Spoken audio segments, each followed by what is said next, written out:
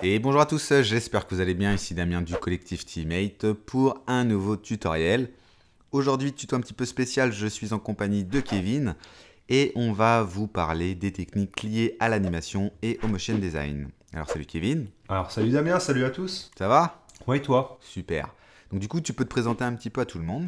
Bah moi je suis motion designer, j'aime tout ce qui est lié à la vidéo, donc je fais de la captation d'images, du montage vidéo. Et ces derniers temps, donc je me suis spécialisé en motion dans le logiciel After Effects. Donc avant de mettre les mains dans le cambouis, forcément, il y a une partie théorie, il faut passer par là. Tout à l'heure, tu nous parlais de motion design. Pour toi, concrètement, qu'est-ce que c'est que le motion?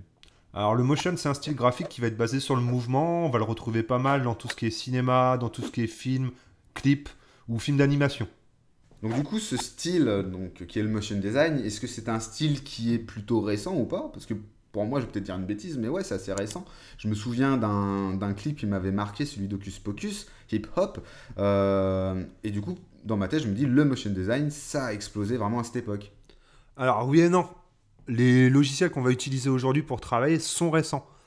Après, ce qu'il faut savoir, c'est que les bases, les premiers motion designers pour moi, ça va être des mecs comme Solbase qui sont à l'origine des génériques de films d'Alfred Hitchcock comme Sœur froide ou comme Psychose, ou alors Maurice Binder qui va avoir fait les génériques des premiers James Bond par exemple. D'accord, donc ça, c'est des films qui ont 50, 60 ans, là. Alors j'ai pas forcément la date en tête, mais oui, les premiers James Bond, je pense que c'est 1950, 1960. D'accord, mais du coup, ces pseudo-motion designers d'époque, je sais pas comment on les appelait, ou des animateurs, sûrement, à l'époque, à quoi consistait réellement leur travail?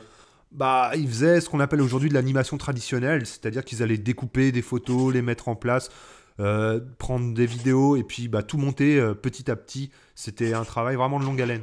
Tu peux nous dire avec quel logiciel, aujourd'hui, on peut créer du motion design? Alors, on a plusieurs logiciels à notre disposition.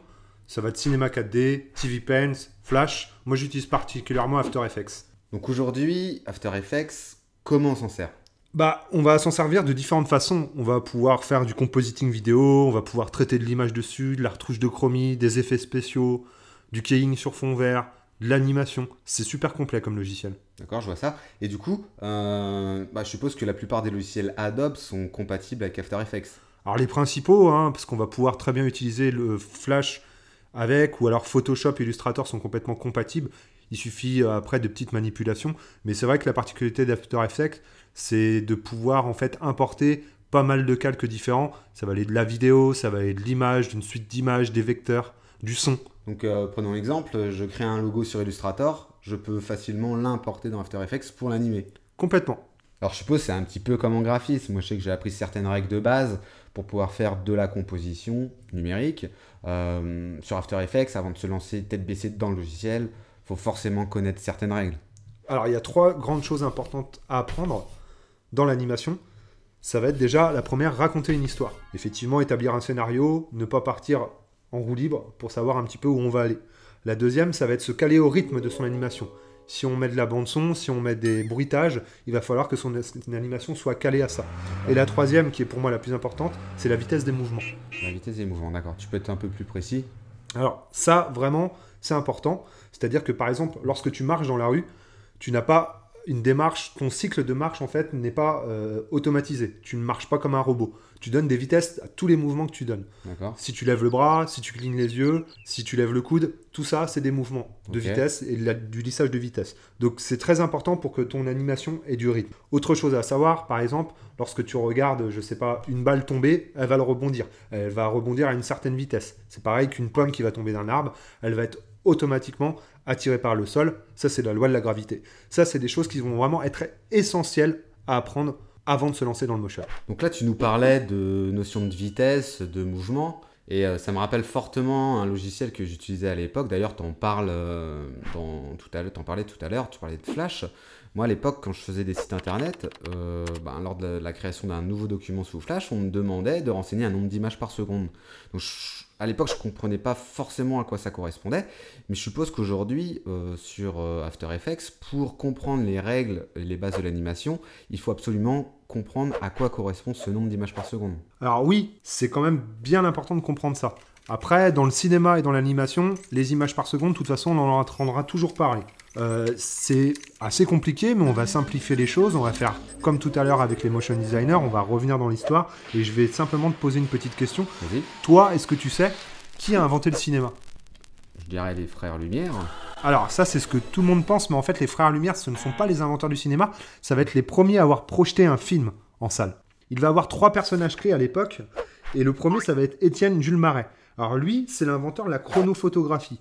Qu'est-ce que c'est que la chronophotographie? C'est une technique qui consiste à prendre une succession très rapide de photographies et ça va permettre tout simplement de décomposer un mouvement. Et Étienne Jules Marais, lui à l'époque, il y a quand même quelque chose qui l'interpelle, ça va être le travail des peintres, parce que lorsque les peintres, ils représentent des chevaux sur un tableau, et ben les chevaux au galop, ils ont toujours les 4 fers en l'air. En fait, ils touchent pas le sol. Voilà, sur leur tableau, le cheval ne touche pas le sol. Et pour lui, c'est pas concevable. Parce que lorsqu'un cheval galope, il va au moins avoir un fer qui va toucher terre. Ok, selon sa théorie. Selon sa théorie. Ok. Là, il y a un autre personnage important qui va intervenir, c'est Edward James Muybridge. Ouais, il me dit quelque chose. Alors, Edward James Muybridge, ouais, il est important, même aujourd'hui dans le métier d'un animateur ou d'un motion designer, parce qu'il a aussi inventé un procédé de chronophotographie, et on va encore pouvoir utiliser son travail même 100 ans plus tard. C'est vraiment essentiel, quelque chose qui va être aussi essentiel dans l'animation. Et c'est un procédé différent que Marais. Voilà, c'est un procédé complètement différent de Marais, et lui, il va aussi faire ses petites expériences, et il va faire en fait une suite de 12 images d'un cheval au galop, et comme ça, il va pouvoir décortiquer ce qu'il en ressort de ça. D'accord, donc il décortique vraiment le mouvement du cheval, son cycle de galop, quoi. Voilà, c'est ça. Ok. Et il s'avère en fait que, du coup, c'était Étienne Jules Marais qui avait tort, parce que lorsqu'un cheval galope, il y a au moins 2 phases dans son cycle de galop où il ne touche pas le sol. Tout à l'heure, tu nous disais qu'il y avait 3 personnes qui avaient joué un rôle essentiel dans le cinéma à l'époque. Là, il en manque une. Ouais, alors c'est Thomas Edison, donc lui s'est inspiré de la chronophotographie et il va créer le kinétographe. Ouh, c'est quoi ça? Alors c'est simplement la première caméra de l'histoire. Elle va fonctionner avec des bobines de pellicule de 19 mm et elle va faire des prises de vue de 18 images par seconde. Donc ça, c'est un truc de vraiment révolutionnaire, je suppose, pour l'époque, quoi. Et puis en plus, il va inventer aussi le kinétoscope, donc il va permettre de visualiser ce qu'il va pouvoir filmer. D'accord. Donc en fait, à l'époque, c'est ça, c'était 18 images par seconde. Voilà, c'était 18 images par seconde pour faire une vidéo. Aujourd'hui, les technologies ont avancé, on va utiliser 24 images ou 25 images par seconde pour la télé, 24 pour le cinéma. Donc à l'époque, au cinéma, on travaillait en 18 images secondes. Maintenant, on est plutôt sur du 24 à cause de la technologie qui a évolué. Tout à fait, et on va fluidifier aussi tout ce qui est animation et vidéo. Et voilà, c'est fini, cette vidéo sur l'introduction au motion design touche à sa fin. J'espère que vous l'avez apprécié, en tout cas nous on s'est bien éclaté à la faire. Aujourd'hui c'est vrai que c'était plutôt théorique, la prochaine fois promis on passera sur du cas pratique. Je vous dis à très vite dans une prochaine vidéo, à plus.